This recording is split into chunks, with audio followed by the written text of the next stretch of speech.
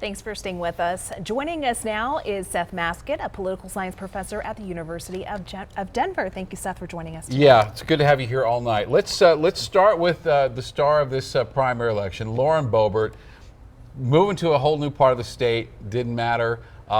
Running from a fight she may have lost. Didn't matter. The fourth has welcomed her with open arms. Yeah, that's basically what happened.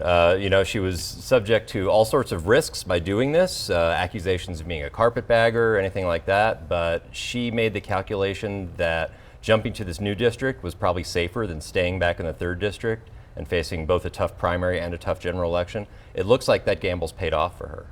And the Republican Party is going to fairly likely keep control of both the 3rd and the 4th district as a result of that move. So how much of a canary in a coal mine is this for the larger MAGA movement?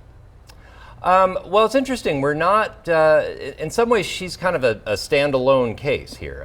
You know, she is obviously a very MAGA candidate. She's very close with Donald Trump. She had his support in this contest. But we didn't see the sort of the state party or the MAGA movement do as well in a lot of other competitive primaries across the state.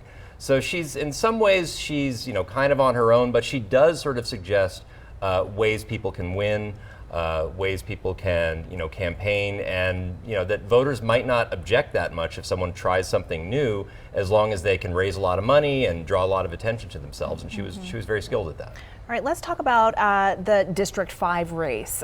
Dave Williams said a lot of controversial things about the LGBTQ community.